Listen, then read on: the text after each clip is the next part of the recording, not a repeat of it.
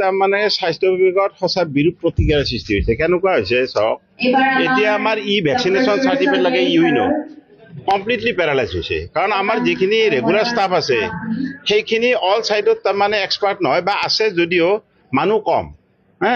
গতিকে NHMৰ ষ্টাফখিনি যেতিয়া থাকিব তেতিয়া কি হয়, আমাৰ ৰিপৰ্টিংখিনি কৰাৰ সুবিধা, কাৰণ তাতে ডাটা সম্পৰ্কীয় যিখিনি ল'ৰা আছে সেইখিনি তেখেতসকলেই মেক্সিমাম কৰে।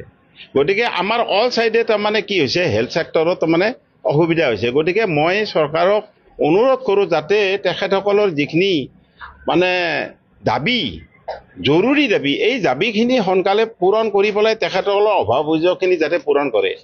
আৰু কৰিলে কি হয়, আমাৰ স্বাস্থ্য বিভাগটোৰ এতিয়া মানে NHM ষ্টাফখিনি থাকোঁতে যেনেকৈ চলি আছিল এতিয়া সঁচাকৈ মানে পেৰালাইজ হৈছে। কাৰণ আমি আছোঁ কিন্তু আমি যিখিনি ৰিপৰ্টিং কাম কৰিব লাগে, যেনেকৈ আমি আগবাঢ়িব লাগে আগবাঢ়িব পৰা নাই। সেইকাৰণে মই চৰকাৰক অনুৰোধ কৰোঁ যাতে চৰকাৰে তেখেতসকলৰ মানে ন্যায্য দাবীখিনি সোনকালে পূৰণ কৰি আমাৰ স্বাস্থ্য বিভাগটো যাতে মানে উন্নতিৰ ক্ষেত্ৰত ত্বৰান্বিত কৰে। এইখিনি মোৰ মেইনলি ক'বলগীয়া। আৰু কথা হৈছে কি, এতিয়া ধৰক প্ৰত্যেকখন চিকিৎসালয়তে কেনে হৈছে, মেক্সিমাম তাৰমানে NHMৰ ষ্টাফে তাৰমানে ডক্টৰ হওক নাৰ্ছ হওক মানে চলি আছে।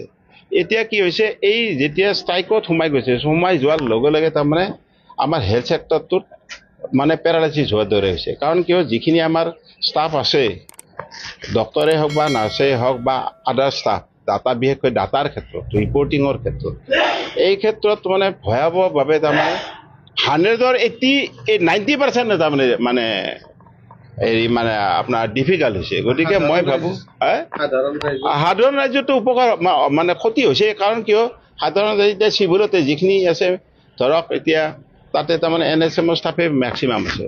গতিকে চিভিলৰ পৰা আৰম্ভ কৰি আপ টু গ্ৰাছৰুট তাৰমানে চিকিৎসাৰ ক্ষেত্ৰতো ৰাইজ বহুতভাৱে ব্যাহত হৈছে। গতিকে মই ভাবোঁ চৰকাৰক এইখিনি সোনকালে কাম কৰি দিলে তেখেতসকলৰো হয়। কাৰণ কিয়, বৰ্তমান সময়ত বস্তুৰ যি দাম সেই হিচাপত তেখেতসকলৰ যিটো পাৰিতোষিক সেইখিনি মই ভাবোঁ সেইখিনি খুব কমেই। গতিকে চৰকাৰে চাই চিতি তেখেতসকলৰ লগত আলোচনা কৰি তেখেতসকলক সন্তুষ্ট হোৱাকৈ বা চৰকাৰে জানে কি কৰিলে কি ভাল হয়, সেইমতে কৰিলে মই চৰকাৰক অনুৰোধ কৰোঁ যাতে অতি সোনকালে তেখেতসকলৰ দাবীখিনি পূৰণ কৰি তেখেতসকলৰ অভাৱ অভিযোগখিনি যাতে মানে সফল কৰে।